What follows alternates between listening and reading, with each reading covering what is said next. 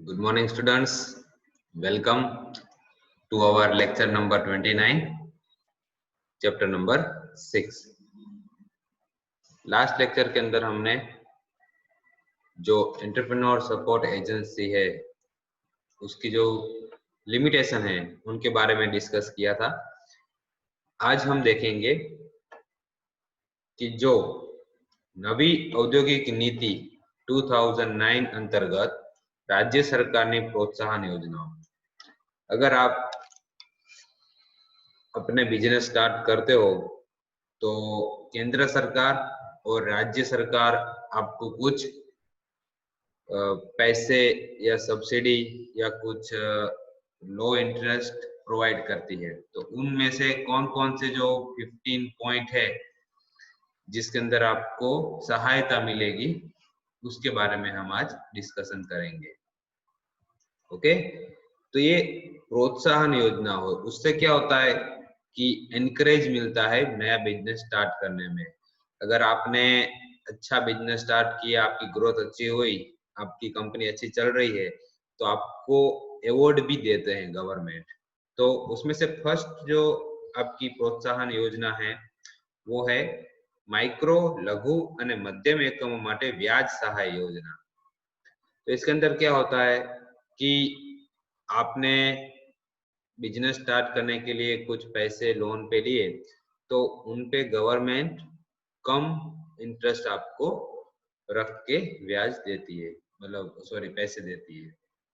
तो नोंधाયેલ micro small અને medium industrial unit के જેમનું ग्रोस फिक्स एसेट જેમ કે जमीन, मकान, प्लांट, मशीनरी, ये फिक्स एसेट है। फिक्स एसेट मतलब वो तो आपको चाहिए ही चाहिए, और वो फिक्स है। जैसे जमीन फिक्स है, मकान फिक्स हो गया, प्लांट फिक्स हो गया, मशीनरी फिक्स हो गई, उसके अंदर आपको पैसे इन्वेस्ट करने ही पड़ते हैं, तो उसको बोला जाता है फिक्स एसेट, जिसको आप मूव नहीं कर सकते।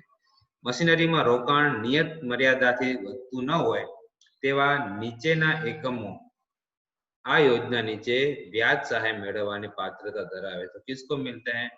तो जो रजिस्टर्ड है micro small and medium industry है उनको ही। माइक्रो उद्योगों ने वार्षिक વધુમાં વધુ 7% અને स्मॉल અને मीडियम उद्योगों ने 5% ब्याज सहाय મળવા पात्र છે। अगर आपकी माइक्रो इंडस्ट्री है तो ईयरली 7% एंड मीडियम इंडस्ट्री है तो ईयरली 5% आपको इंटरेस्ट रेट रहेगा। दूसरी जो सहाय योजना है वो है ब्याज सहायनी शर्तों। तो कंडीशन फॉर इंटरेस्ट सब्सिडी, तो किसको किसको ये सब्सिडी मिलेगी? तो फर्स्ट है सहाय મેળવનાર એકમે ગુજરાત પોલ્યુશન કંટ્રોલ બોર્ડ मतलब જીપીસીએસ અથવા અન્ય સક્ષમ સત્તાએ નક્કી કરેલા પ્રદૂષણ નિયંત્રણ માટે જાહેર કરેલા પગલાઓનું પાલન કરવાનું રહેશે। अगर आपकी कंपनी के पास ये पोल्यूशन सर्टिफिकेट है तो ही आपको मिलेगी ये इंटरेस्ट सब्सिडी। आवा एकमे वाणिज्य उत्पादन शुरू કર્યા પછી 5 વર્ષ સુધી उत्पादन चालू રાખવાનું રહેશે। अगर आपको ये सब्सिडी मिली है तो आपको 5 ईयर तक अपना काम चालू रखना पड़ेगा। सरकार द्वारा જ્યારે માંગવામાં આવે ત્યારે આવા એકમોને ઉત્પાદન, રોજગારી વગેરે સંબંધી વિગતો સરકારને પૂરી પાડવાની રહેશે। गवर्नमेंट आपसे सारी डिटेल भी मांगती है कि आपने कितने लोगों को रोजगारी दी है और कितना आपका सब प्रोडक्शन हो रहा है, ये आपको गवर्नमेंट को बताना पड़ेगा। नवी औद्योगिक नीति 2009 अंतर्गत राज्य सरकार ने प्रोत्साहन योजना में थर्ड पॉइंट है आपका वेंचर कैपिटल असिस्टेंस, मतलब उद्यम कैपिटल सहाय। जे बैंकों अथवा नाણાકીય संस्थाओं टेक्निकल, टेक्सटाइल, नेनो टेक्नोलॉजी, इन्फॉर्मेशन टेक्नोलॉजी, बायोटेक्नोलॉजी वगैरह माटे वेंचर कैपिटल फंड पूरी पाड़ती हशे तेवी नाણાકીય મધ્યસ્થીઓ द्वारा माइक्रो, लघु અને मीडियम प्रकारना उद्योगोने ₹10 करोड़ सुधीનું वेंचर कैपिटल भंडोळ आ योजना अमलમાં રહે ત્યાં સુધી પૂરું પાડવામાં આવશે।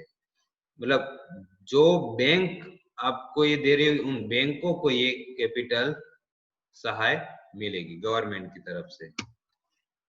फिर है आपका गुणवत्ता सर्टिफिकेट, मतलब માઇક્રો, સ્મોલ એન્ડ મીડિયમ ઉદ્યોગોને ઓછામાં ઓછા 3 ગુણવત્તા પ્રમાણપત્રો મેળવવા માટે તેઓએ કરેલા કુલ ખર્ચના 50% રકમની સહાય પૂરી પાડવામાં આવશે.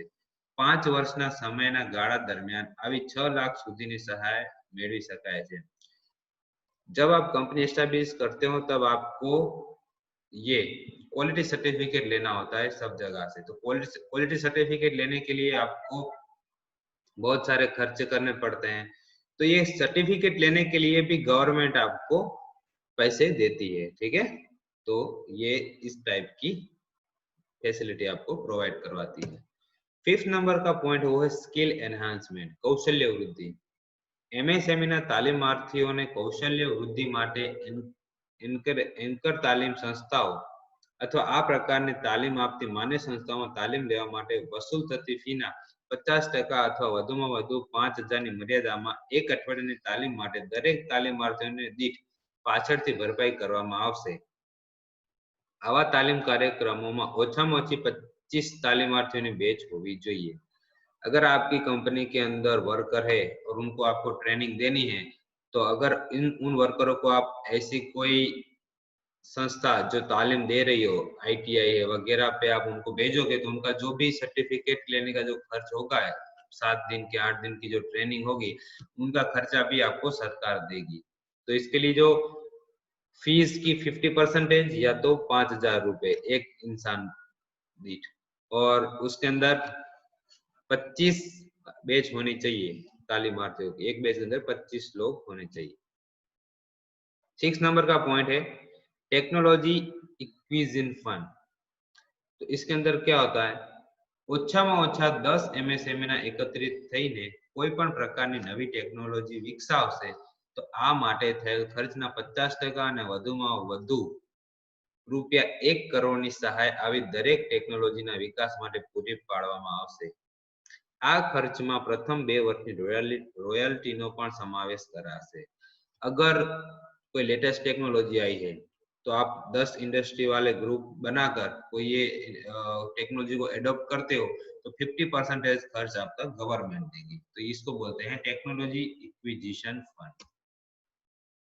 7th नंबर का पॉइंट है संशोधन અને વિકાસ સંસ્થાઓની સહાય, support two research and development institute. તો સંશોધન અને વિકાસ સંસ્થાઓ જે સાધનો, ટેસ્ટિંગની સવલતો, ઇક્યુબેશન સેન્ટર વગેરેની સ્થાપના રાજ્ય સરકારની સહાયથી સ્થાપવામાં આવશે, તેમને પ્રોજેક્ટ ખર્ચના 50% સુધીની રકમ વધુમાં વધુ 50 લાખ સુધીની મર્યાદામાં પૂરી પાડવામાં આવશે. પ્રોજેક્ટ ખર્ચના જમીન અને મકાન ખર્ચનો સમાવેશ કરવામાં આવશે નહીં. तो इसके लिए अगर आप कोई रिसर्च लैब या रिसर्च इंस्टीट्यूट बना रहे हो तो उसके अंदर जो मशीनरी है, सामान है वगैरह, उनका जो खर्चा होगा तो उसमें से 50% खर्चा आपको गवर्नमेंट देगी. 8 नंबर का पॉइंट है पेटेंट माटे सहाय. औद्योगिक एकम द्वारा डोमेस्टिक पेटेंट मेळववा माटे करेला आवश्यक खर्चना 50% रकम વધુમાં વધુ 10 लाख સુધી પૂરી પાડવામાં આવે છે.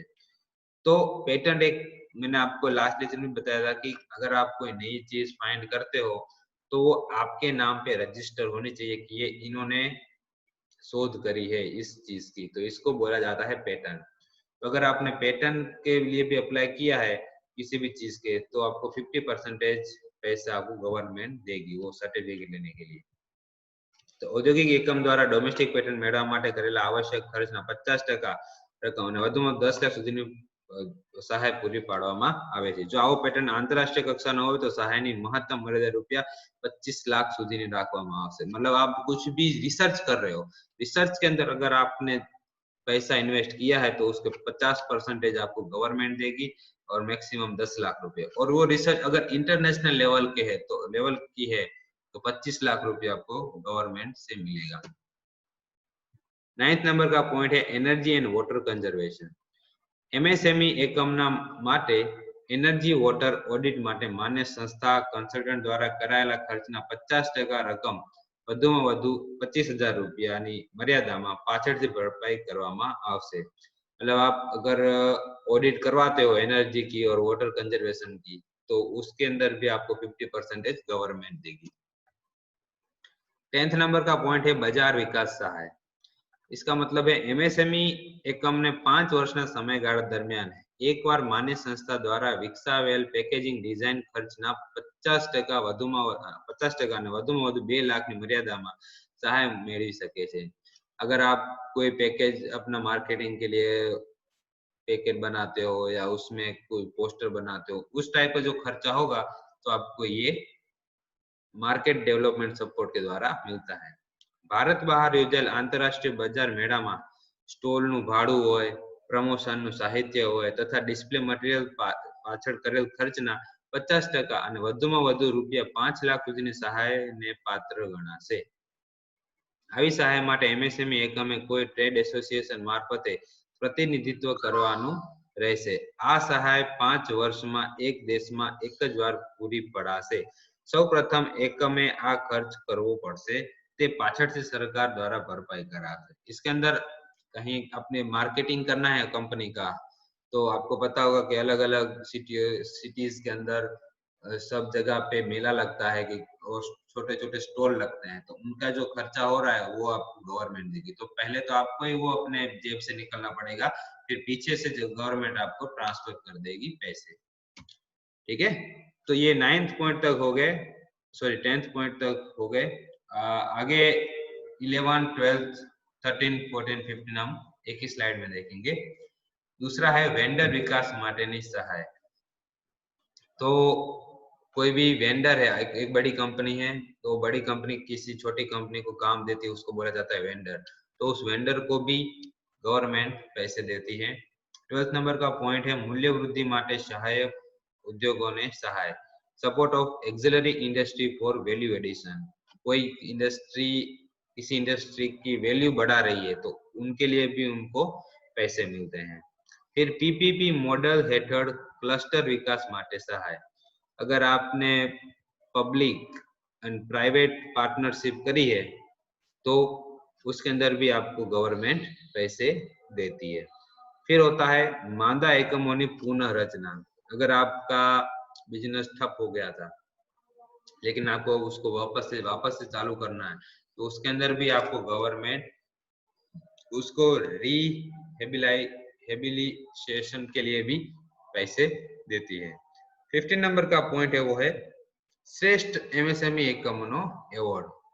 तो अगर आपका प्रोडक्शन अच्छा हो रहा है, आपका मंथली इनकम या फिर आपका ग्राफ है इनकम का वो अच्छा हो रहा है, क्वालिटी अच्छी हो रही है, तो गवर्नमेंट ऐसी इंडस्ट्रीज को अवार्ड भी देती है। तो ये लास्ट वाला पॉइंट है श्रेष्ठ एमएसएमई एकमों ने अवार्ड्स। तो इस तरीके से आप अवार्ड्स भी अच्छी कंपनी को गवर्नमेंट देती है, उसमें भी पैसे की सहाय वगैरह रहती है। ठीक है, तो इस क्वेश्चन के साथ हम इस चैप्टर का भी यहाँ पर समापन करते हैं। तो लास्ट अपना होमवर्क है, जो मैंने ये 15 पॉइंट आपको बताए, उस 15 पॉइंट को ही आपको लिखना है और मुझे गूगल क्लासरूम के अंदर सबमिट करना है। क्वेश्चन है नवी औद्योगिक नीति 2009 अंतर्गत राज्य सरकार ने प्रोत्साहन योजनाओं। ओके, तो यहाँ पर हम अपना 6 नंबर का चैप्टर खत्म करते हैं। नेक्स्ट लेक्चर के अंदर हम नया चैप्टर स्टार्ट करेंगे। Okay, thank you friends.